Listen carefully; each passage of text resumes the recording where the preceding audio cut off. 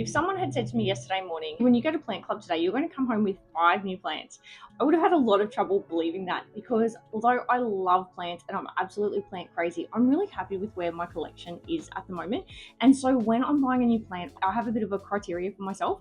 So finding 5 plants that meet those criteria in one go, that's pretty amazing for me. But here we are, and that is what today's video is all about. I'm so excited to share my new plants with you today. And actually it's 6 new plants because I won the lucky door prize at Plant Club. So I ended up coming home with not 5 plants, but 6. I'll take you through all of them in no particular order. But of course, I'm sorry, I'm totally going to do it. I'm going to leave my favorite to the last. And just quickly, if we haven't met before, hey, I'm Mel. A few years ago, after some medical complications, I found myself needing to retire from a career that I absolutely loved and spending most of my days at home.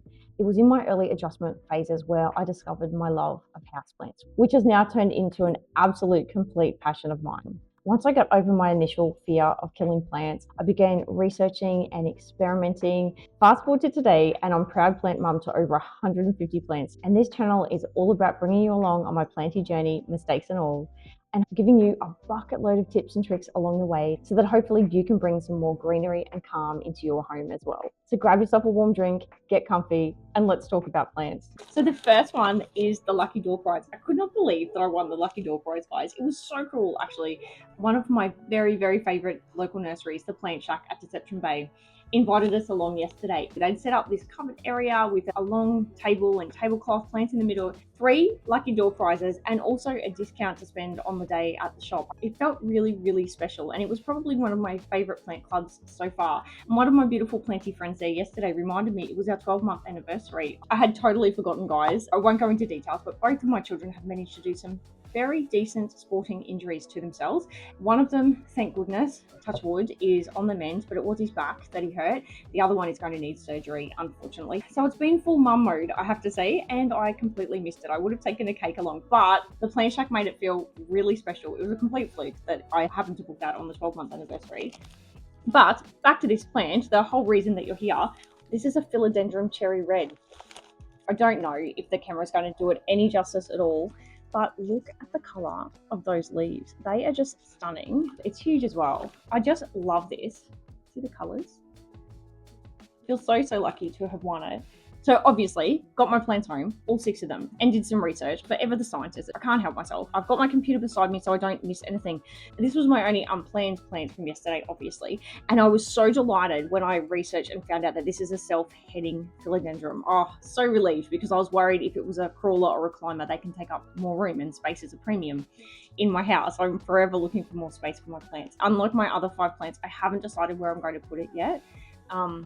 It apparently eventually reaches 60 to 90 centimeters indoors, so that's very manageable in my space, thank goodness. I found this super interesting as well. So the younger leaves come out this reddish color, and then as they get older they turn into this green color. And the reason for this I found fascinating, because I haven't had a plant that's done this before. So young leaves appear red because they contain anthocyanin pigments which help protect them from strong light while they're still soft. So that makes sense as to why I've got the green and the red leaves. The thing I am loving, I'm noticing that these maroni reddy colour stems seem to be consistent even on the more mature leaves. Obviously, it's going to be quite a colourful plant regardless of how many new leaves I've got. So I thought that was really cool. So according to the internet, the Philodendron Cherry Red is a fairly common hybrid. It's in the same family of hybrids as the Prince of Orange and the Imperial Red, all self-heading philodendrons, bred for colourful emerging leaves. I of course looked up how to care for it because I have no idea. So it says bright indirect light for best colour. Is anyone surprised? Keep evenly moist but not soggy, so that's consistent with all of my other self-heading philodendron type plants. Loves chunky aeroid mix, perfect for my DIY chunky mix, and warm temperatures equals faster growth. So here in Brizzy, I feel pretty lucky about that. So that is my first plant, guys, that I did not expect to be coming home with yesterday. So that's number 1. I love the Plant Shack so much. It is absolutely one of my very favorite plant nurseries. And so of course I wanted to support them. So yesterday I won the philodendron, and I also needed a massive bag of perlite. I was completely out. I haven't been able to repot a plant for over a week, and I didn't realize how strange that would feel until I'd completely run out of perlite. And also I bought, I've been looking for a trailing plant, a full sun trailing plant for my outdoor succulent garden. So I got one of those as well. Then my friend that I carpooled with had suggested that we pop into, there's a lovely local lady that has a greenhouse in her backyard, and it was like 2 minutes from the plant shack. That is my absolute favorite place to discover plants that you don't normally see in big box stores. So I was pretty excited to go there. When I got talking to this lovely lady, she was actually moving away from arrows and into Sansevieria snake plants, which I know now are called Dracaena, but I'm sorry guys, I can't help myself. I keep calling them Sansevieria. So Sansevieria, jungle cactus, and Euphorbia. And I just said to my plant friend, I'm in trouble. The majority of her plants were $5 or $10. Oh dear. So that's how I ended up bringing home 5 plants from her beautiful backyard that I will totally be visiting again. I think it was about 33 degrees yesterday. Here in Brizzy, as the seasons are changing, you sort of get the throwback days where it feels like it's still summer and then the weather starts cooling down. So I'm really hoping that's what yesterday was. And if it wasn't so hot, I could have just stayed and talked to her for hours. I'll put her card up here for anyone who is local to me on the north side of Brisbane and is interested, because wow, particularly if you're into those Ripsalis, Sansevieria, Euphorbia type plants. I was just in absolute heaven. So this first one that I got is of Whitney. Let me just hold it up for you. Always backwards on my camera.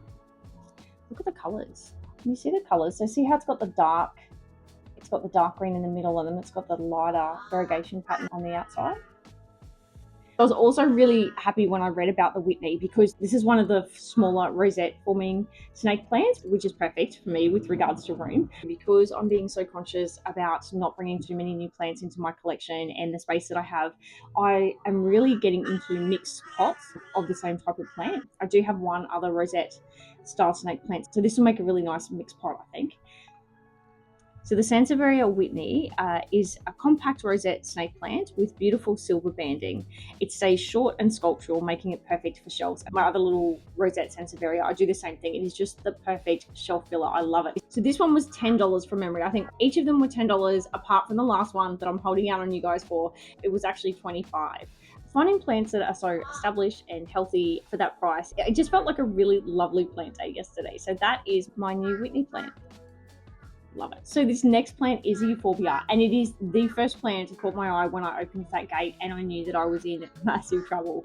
I don't know if my camera is going to be doing it any justice at all, but this has a blue tinge to it. Let me just bring it closer. It's got a real blue tinge to it. It's probably the plant that I have, and I could not take my eyes off this thing. I just thought that is so pretty. So sorry, I should tell you the name first. It's a Euphorbia greenwayi. Euphorbia greenwayi. I'm not exactly sure how to pronounce it. I'll put the proper name up on the screen for you. So by all accounts, it's native to East Africa. It often grows as spiny blue-green columns, so it can form dramatic architectural shrubs. But this is probably a good time to talk about the checklist that I try and run through my head when I think I need to buy a new plant and I already have way too many plants. So for me to bring a new plant into the house, and this ticks all the boxes for me, I always have to know where I'm going to put a plant. Obviously, I didn't know with my philodendron because I won that. So I need to understand its care requirements, understand where I'm going to put the plant, so make sure I've got space for it. And if I don't have space for it, have an idea of what plant I might move or be willing to take to Plant Club as a swap, so that I can make space for a particular plant. And in this case, I'm going to put this with my African milk tree in our lounge room, because I've got a Euphorbia growing in around the bottom of the milk tree that just doesn't make me happy. I love growing plants that make me smile. It looked great clumped in one hanging pot together, but growing around the base of the African milk tree, it doesn't make me smile at all. Long story short, I had actually been looking for a replacement, and I think this will look amazing. In that spot, it gets the afternoon western sun. It's right next to those really tall louvers, and Euphorbia seem to do really well in that location. So I'm pretty confident that this will be quite happy in that corner with my other Euphorbia. The other really cool thing, I don't want to tip this out, but have a look at that mix. So I was looking at the mix and I was thinking, this is really similar to my mix. So I asked the owner and she said, yeah, I use soilless mixes. And I was like, oh my goodness, I found my happy place. The only difference I noticed, she uses composted bark. I use orchiata bark or cocoa coir chips, large cocoa coir chips. And she's got a bit of charcoal in the mix as well. I knew I was in a very good place while I was there. How exciting. Any plants that I buy from there, the brew pot straight away. often forget to mention this to you guys with Euphorbia, is that the white latex, for anyone who has Euphorbia, you know when you break a bit of the arm off, you get that white sap that comes out. That's not only irritating, it is quite toxic. It can burn your skin and burn your eyes. And apparently I've heard some creators even say it can make you blind. So I'm always really conscious when I'm working with these guys, just remembering to wear gloves and glasses, and also putting them in a place where my pets can't easily grab them either. This next plant is a wish list plant for me. It has been on my wish list for years, and that is a moonshine snake plant. Look at the colors. And actually, I haven't seen one of these. See how it's got the stripe across the top of the leaf? I haven't seen one with the stripe before. So this one really caught my eye. Could not believe my luck. Also $10 a year and a half ago now, for our wedding anniversary, when my husband bought me one of my favorite ripsalis and my fern leaf cactus. They had one of these out the front, but it was quite expensive, and I'm really glad that I didn't buy it, because getting a wishlist plant for $10, oh wow. So as I've said, space is a premium here. So in my mind, I'm picturing I'm going to pot this up with just some of my standard variegated snake plant that I have. I think that'll make a really lovely contrast, because I've got so many of them and they just multiply so much. I keep the snake plants that have quite dark leaves with a light variegation through them. I'm pretty fussy about the leaves that I keep. So I think this will be a nice opposite contrast to the snake plants that I have. So I can't wait to pot this up.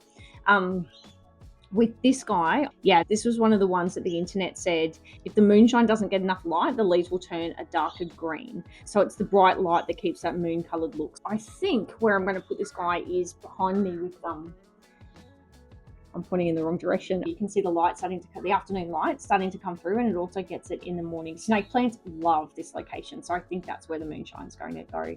That'll add a nice variegation contrast. Let's have a look. So the moonshine snake plant, its leaves are a silvery pale green, developed by selecting plants with less chlorophyll, like a lot of our variegated plants. So it grows about 30 to 60 centimeters tall, and it's classed as an upright rosette style growing pattern. Let the soil dry out between watering, like all of my snake plants. Oh, someone's just arrived at our house. I'll be back in a sec. My boys have got some mates arriving, so sorry. There's a bit of noise in the background because we're on the front patio. The thing that got me to fall in love with the moonshine snake plant many, many years ago, I'll try and hold it up so you can see the contrast. See how the middle is very light, like almost a silvery color, but then it's just got that dark border around the leaf. I just think it's absolutely stunning. It is just such a contrast. So feeling super lucky to get one of these for $10. But also from a grower, the lady that owns the nursery has studied horticulture. It's a business with her and her daughter.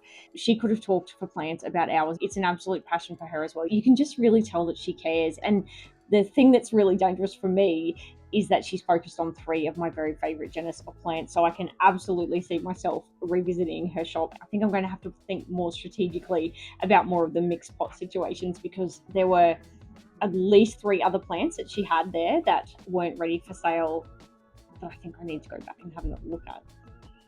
So anyway, that's my Sansevieria moonshine. Oh my goodness. I can't believe after all these years I actually have one.